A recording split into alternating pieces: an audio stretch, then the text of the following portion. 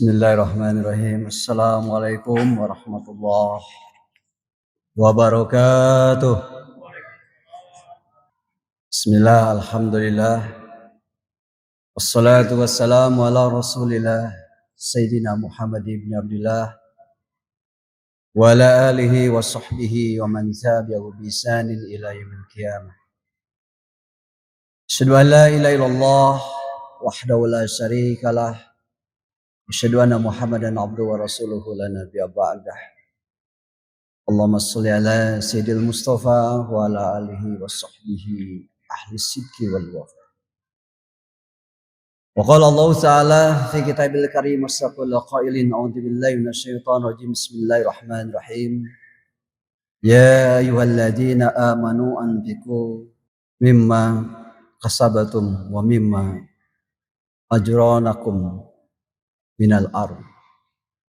Wa qala Nabi sallallahu alaihi wasallam majtamaka qaumun fi baiti min buyutillah yatsluna kitaballah wa yatadarrasu bainahum illa najalat alaihimus sakinah wa ghashiyatuhumur rahmah wa hafathumul malaikah wa zakarallahu fi man indah.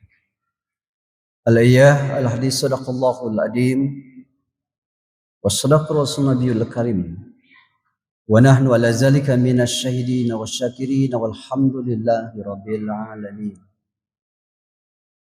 Para jamaah Masjid Raya Al-Jabar yang selalu mengharap ridho dan ampunan Allah Subhanahu wa taala.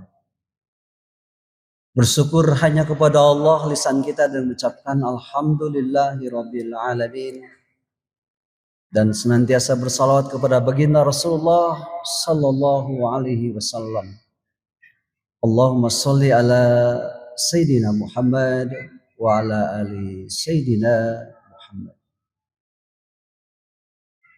Di dalam Al-Qur'an tadi disebutkan di dalam surat Al-Baqarah ayat yang ke-267, Allah memanggil dengan panggilan yang indah, ya ayyuhallazina amanu anfiqu, hai orang-orang yang beriman, berinfaklah min thayyibati, dari harta yang baik, maktasabtum wa mimma akhrajakum minal ardh, yang rizki yang baik ini yang kemudian yang hari ini sedang kita usahakan, yang kemudian Allah berikan kepada kita di muka bumi ini. Artinya di sini Allah Subhanahu wa taala meminta kepada kita dari sebahagian yang Allah titipkan kepada kita, yang hari ini kita paham bersama, titipan itu tentu akan diambil oleh Allah Subhanahu wa taala. Maka titipan inilah yang kemudian kita sebut dengan infak salah satunya. Infak ini ada yang bersifat wajib, ada yang bersifat sunnah. Infak yang wajib adalah infak seorang suami kepada istrinya sebagai nafkah, sebagai nafkah kewajiban seorang suami kepada istrinya. Adapun yang sunnahnya adalah seorang anak yang kemudian menginfakkan dari rezekinya kepada orang tuanya. Jadi bukan zakat yang diberikan anak kepada orang tuanya, tetapi lebih kepada infak. Ternyata bahasa infak pun dinukilkan oleh Allah Subhanahu wa taala sebagai menguatkan iman kita. Redaksinya bisa dilihat di dalam surat Al-Munafikun, surat yang ke-63, di ayat yang ke-10 dan di ayat yang ke-11. Ini menguatkan bagaimana infak ini begitu berharganya di hadapan Allah Subhanahu wa taala.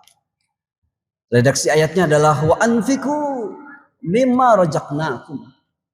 Berinfaklah dari rezeki yang aku amanahkan kepadamu.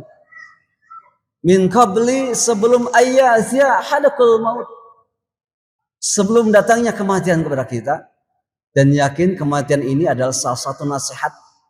Karena di muka bumi ini ada dua nasihat, yang tertulis dan yang tidak tertulis.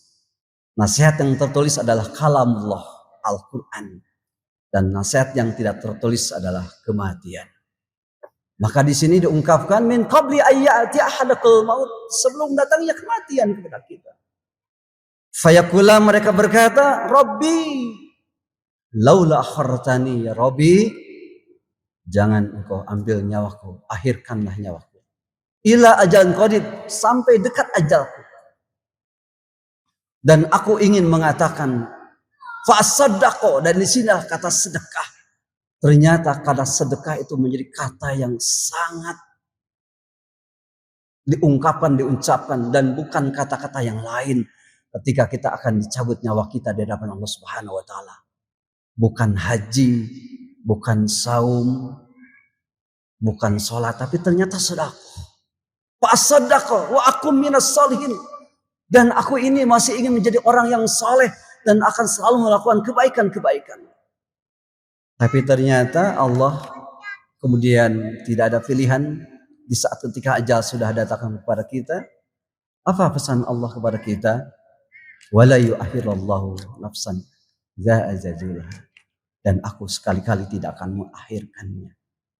Nah, ini artinya bagi kita hari ini yang di 10 hari terakhir mengakhiri Ramadan kita hari ini, kita sama-sama ada satu kewajiban yang harus kita tunaikan, yaitu yang namanya zakat. Zakat sebagai pembersih diri, jasad diri kita maupun harta yang Allah amanahkan kepada kita. Terkait dengan zakat ini tentu yang kita tunaikan sebagai satu kewajiban adalah zakat fitrah. Zakat yang bisa menyempurnakan dari ibadah saum kita. Jadi sempurnanya saum kita ini manakala kita tunaikan dengan zakat fitrah sebagai zakat diri kita. Ada beberapa niat yang mungkin sering diungkapkan, mungkin juga sering diajarkan oleh guru kita. Gak ada salahnya kalaupun ini saya sampaikan kepada para jamaah semuanya. Nah, boleh mungkin kalau mengikuti. Bismillahirrahmanirrahim. Nawaitu an uhriza zakat al-fitri an nafsi wa an iman talzimuni nafaqatuhum syar'an lillahi ta'ala. Lalu kemudian amilin menyambutnya dengan qabulnya. Wajarakallahu bima ataita, wajarakallahu bima abqaita, wajalaka tahuran. Dan itulah salah satu ungkapan ketika kita kemudian menunaikan dengan zakat fitrah. Apakah cukup kita dengan zakat fitrah saja? Tidak. Ternyata dalam 1 tahun ini kita pun ada yang disebut dengan zakat mal, zakat harta kita. Yang tentu kalau kita lihat bagaimana di zamannya para sahabat-sahabat Nabi, mereka bukan dengan angka. Kenapa? Karena terkait dengan zakat ini adalah berkata dengan kacamata iman.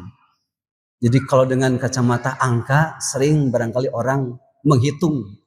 Tapi dengan kacamata iman, orang barangkali tidak akan pernah bosan untuk berzakat. Maka kalau kita haulnya sampai setahun ini, ketika kita memiliki harta yang sebanding dengan 85 gram, maka itu kemudian dinisabkan kita untuk bisa melakukan zakat dan disesuaikan dengan harga emas. Tinggal menghitung saja. Ya, tinggal menghitung saja, yang mungkin kalau dikalikan dengan nilai emas sekarang, tinggal dihitung barangkali. Itu yang akan kemudian menjadi pembersih dari harta yang Allah amanahkan kepada kita.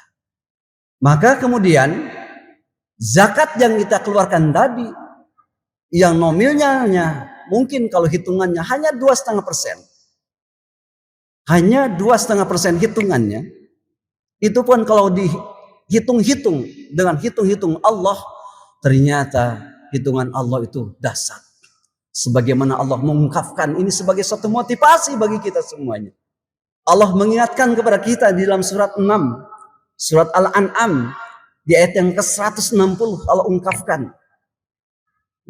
Man za'a bil hasanati falahu asru amsalihah. Man za'a bil hasanah. Siapa yang berbuat satu kebaikan, falahu asru amsalihah. Allah akan berikan pahala 10 kali lipat kebaikan. Jadi kalau taruhlah kita punya uang 25 juta contoh, ini hitungan 25 juta saja contoh, kita keluarkan 2,5%. Nah, bapak-bapak sudah cerdas. Keluar angkanya berapa? 2.250.000. Betul? Betul, betul? Ini ahli ekonomi ini pasti pinter nih. 2.250.000. Itu kalau dikalikan dengan angka 10 kali lipat, berarti yang kita keluarkan itu akan mendatangkan berapa? 22.500.000. Yakin nggak? Yakin nggak? Halo. Ini wajah-wajah. Yakin tidak ini? Yakin nggak dengan ayat ini yang Allah sampaikan? Satu, Allah lipat gandakan sampai 10 kali lipat. Yang akan datang kepada kita 22.500.000. Dan itu rezeki yang mungkin tidak harus selalu dengan nilai nominal. Betul? Bisa jadi datang proyek ya dengan nilai nominalnya sama dengan itu. Atau bisa jadi kita sakit, ternyata dengan sakit itu ya kan kita di cover dengan nilai nominal seperti itu. Ataupun dengan hal yang lainnya. Dan itu semuanya menjadi suatu kebaikan bagi kita. Maka segala kebaikan itu semuanya adalah sedekah. Dan abdolnya sedekah tuh fi Ramadan, adalah di bulan suci Ramadan.